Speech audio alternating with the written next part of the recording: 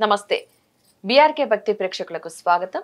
ఈ రోజు మనతో పాటు స్టూడియోలో ఉన్నారు ప్రముఖ ఆధ్యాత్మికవేత్త డాక్టర్ అనంతలక్ష్మి గారు. అమ్మని అడిగి మరికొన్న సందేహాలన్నీ కూడా నివృత్తి చేసుకుందాం. నమస్తే అమ్మ. నమస్తే అమ్మ. ఇంట్లో అమ్మవారు ఉన్నారు అనే సంకేతాలు ఎలా తెలుస్తాయి? దేని ద్వారా తెలుస్తాయి? అంటే అమ్మవారు ఉన్నారు అంటే ఎవరికి ఇది? ఇంట్లో అమ్మవారి పూజలు చేసేవాళ్ళకి, అంతే కదా. అంతే అమ్మ. అంతే తప్ప అసలు ఎప్పుడు దేవుడి పేరు ఎత్తకుండా మేము అమ్మవారిని తలవం, మా పద్ధతి కాదు అనే వాళ్ళ ఇళ్లల్లో అమ్మవారు ఉండడం కష్టం. అంతే అమ్మ. అయినా ఉంటుంది ఆవిడ, తెలుసా, చిత్రం. అది అయితే మనం ఎప్పుడూ కూడా నిరంతరం అమ్మవారి పూజలు చేసేటి ఆవిడ గురించి తలుచుకుంటూ ఉంటే, అంటే అమ్మవారి పూజలు అనగానే లలితా రహస్యనామ సహస్రం మొదలైనవి చెప్పుకుంటారు. అవి ఏమీ అక్కర్లేదు, అవి కూడా చేయనక్కర్లేదమ్మా. రోజు ఒక లక్ష్మీ అష్టోత్తరం చదువుకోండి, ఇంకా అష్టకాలు ఉన్నాయి అవి చదవండి. చిన్నవి ఏవైనా సరే అవి గనక చదువుతూ ఉన్నట్టయితే అమ్మవారు శుచిగా ఉన్న ఇళ్లల్లో, శుచిగా ఉన్న మనసు కలిగిన వాళ్ళ ఇళ్లల్లో ఆవిడ వచ్చి ఉంటుంది అంటాం కదా. మరి ఉన్నదానికి సంకేతం ఏమిటి? ఉందా అంటే తప్పనిసరిగా కొన్ని మనకి సూచనలుగా కనపడతాయి. అంటే అందరి ఇళ్లల్లో కనపడతాయంటే గుర్తించేవాళ్ళు లేకపోవచ్చు, కనపడకపోవచ్చు, కనపడాలన్న నియమం కూడా లేదు. ఆవిడ ప్రకటన కావాలన్న నియమం కూడా లేదు, ఉండి గుప్తంగా కూడా ఉండొచ్చు.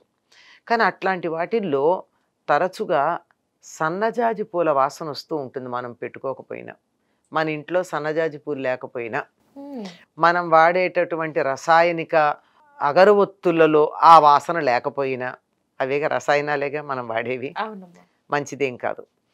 అయినా సరే రెండు తరచుగా వచ్చేటటువంటి పరిమళాలు ఏమిటంటే, ఒకటి జాజిపూల పరిమళం, మరొకటి సంపెంగ పూల పరిమళం. ఇవి అలా ఒక్కసారి ఒక్కొక్క సమయంలో వస్తాయి. సాధారణంగా సంధ్యా సమయంలో వస్తాయి. సాయంకాలం దీపం పెట్టే సమయం ఉంటుంది కదా, 6 గంటలు.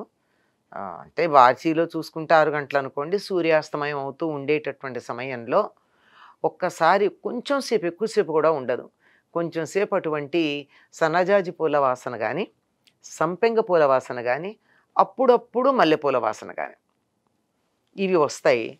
మరెవరో చెప్పడం మొగలిపూల వాసన కూడా వస్తుందన్నారు. ఇవి ఇంతకన్నా ఎక్కువ మనకేమనిపించదు. ఇలాంటి వాసనలు కొన్ని రోజులు వరుసగా ఒకే సమయంలో సంధ్యా సమయంలో వస్తూ ఉంటే మనం చేసేటటువంటి పూజలకు సంతోషించి అమ్మవారు ఒక్కసారి ఆ పూజను స్వీకరించడానికి అక్కడికి వచ్చింది అనడానికి గుర్తు.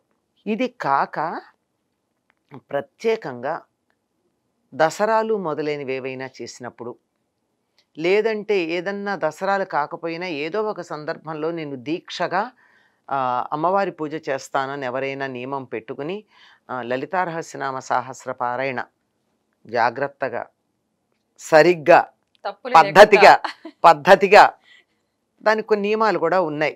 మనం మామూలుగా చదవడం కాక సంకల్పం చెప్పించుకోవడం, నాకు వచ్చు అని అహంకరించకుండా ఒక బ్రాహ్మణుడి చేత, పురోహితుడి చేత సంకల్పం చెప్పించుకుని చేయడం, ఇట్లాంటివి ఉంటాయి. ఇట్లా చేసినప్పుడు గజ్జెల కాళ్ళతో ఒక 10 ఏళ్ల లోపు పిల్ల అలా తిరుగుతున్నటువంటి భావన, అలా కళ్ళు మూసుకుని కూర్చున్నట్టయితే ఎవరు ఇక్కడి నుంచి వెళ్ళారు అని మనం అనుకుంటాం. అంటే 10 ఏళ్ళని ఎలా చెప్పగలుగుతారు అంటే, కంటికి కనపడకపోయినా ఒకలాంటి 10 ఏళ్ల పిల్ల పెడుతూ ఉంటే ఎటువంటి నీడలు జాడలు ఉంటాయి అవన్నీ కనపడతాయి. అదేమిటి ఎవరు వెళ్ళారు ఇటు, మన ఇంట్లో ఎవరు చిన్నపిల్లలు లేరే అనిపిస్తుంది. గజ్జల మోత తప్పనిసరిగా వినపడుతూ ఉంటుంది. కొన్ని సందర్భాల్లో ఇంట్లో పైనుంచి కూడా గజ్జల మోత వినపడుతుంది. ఆవిడ మనలాగా నేల మీద నడవాలని అనుమానం అవసరం ఉందా? ఎక్కడైనా ఉండగలదు. అలాంటివి కనపడుతూ ఉంటాయి. అక్కడ పెట్టినటువంటి పదార్థాలలో రుచికరమైనటువంటి పదార్థం, తీపి పదార్థం ఏదో ఒకటి తక్కువ అవుతూ ఉంటుంది ఇక్కడ పెట్టింది. ఇవన్నీ ఇంట్లో అమ్మవారు ఉన్నారు అనడానికి నిదర్శనం. ఒక వాస్తవమైనటువంటి కథ చెప్తానమ్మా. నాకు తెలిసిన కుటుంబంలోనే జరిగింది. బందర్లో వాళ్ళ ఇంట్లో ఎప్పుడు ఇలా పూజలు చేస్తూ ఉంటే, అప్పట్లో గాజులు మలారం పిలిచి గాజుల మలారం అంటారు. ఇంటికి గాజుల వాడు వస్తాడు, గాజులు వేస్తాడు. అతనేమో వేసే వాళ్ళకి దండం పెడతాడు. వేసుకోవడం అయిన తర్వాత వయసుతో సంబంధం లేకుండా ఎవరైనా సరే గాజుల మలారానికి వేసిన వాడికి దండం పెడతారు. ఇదో పద్ధతి. ఒకళ్ళ ఇంట్లో పూజ అయ్యాక దసరాల్లో బంధువులందరూ వస్తారు, ఇంట్లో బాగా పూజలు చేసేటప్పుడు. అంతా అయిన తర్వాత పిల్లలందరూ గాజులు వేయించుకుంటూ ఉంటే వీళ్ళేమో 8 మంది పిల్లలు ఉన్నారు, అన్నదమ్ములు అక్కచెల్లెళ్ళ పిల్లలు. గాజులు ఆయన అంటాడు, నాకు 9 మంది పిల్లలకి వేసానంటాడు. చాలా వాదించుకున్నాక నిజంగా తన దగ్గర ఉన్న గాజులు అవి వీళ్ళేవో లెక్కలు చూసుకుంటే తక్కువే ఉన్నాయి, ఇంకో మనిషికి తక్కువ. ఆ పిల్ల వచ్చి అట్లా గాజు కూడా మాయమైంది. అది విశేషం. ఆ వేయించుకున్న పిల్ల గాజులతో సహా కనపడలా. ఇది వాస్తవంగా జరిగినటువంటిది. దీన్ని 1-2 సార్లు వాళ్ళు ప్రత్యేకంగా అబ్జర్వ్ చేశారు కూడా. అంటే అమ్మవారు వచ్చి బాలగా, వాళ్ళ ఇంట్లో ఉన్నది బాల ఉపాసన. అమ్మవారి పూజల్లో మొట్టమొదటి చేసేది బాల ఉపాసన, తర్వాత సువాసిని పూజ, ఆ తర్వాత దంపతి పూజ ఇత్యాదులన్నీ చేస్తారు. అంటే 8-9 ఏళ్ల లోపు పిల్లల్ని చేసేటటువంటి పూజ బాల పూజ.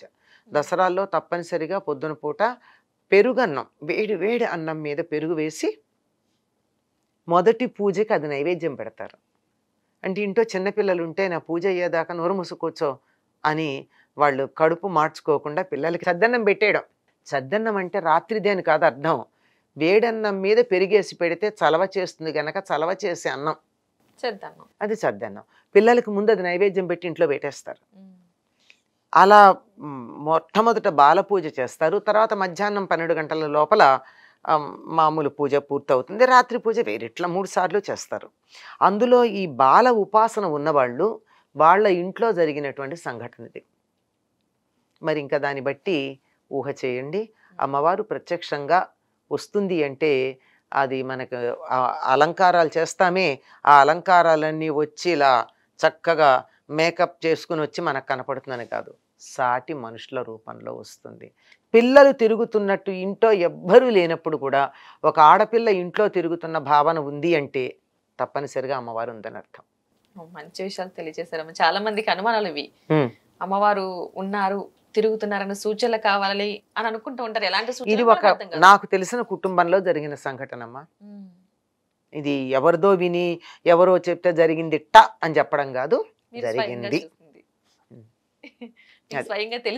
తెలిసింది. అటువంటి చిన్న చిన్న అనుభవాలు మాకు కూడా అప్పుడప్పుడు అయినాయి గనక అవి నేను చెప్పను గాని అవుతాయని నేను గట్టిగా చెప్పగలను. ఇళ్ళలో ఖచ్చితంగా అవుతాయి, నమ్మకం ఉన్న దాన్ని బట్టి. నమ్మకం లేకపోయినా ఆవిడ ఉంటుంది, కాకపోతే మనం దెయ్యం అనుకుంటారు. నమ్మకం లేని వాళ్ళు నమ్మకం ఉన్నవాడు దేవత అనుకుంటారు. మంచి విషయాలు తెలియజేశారమ్మా, ధన్యవాదాలు. నమస్తే.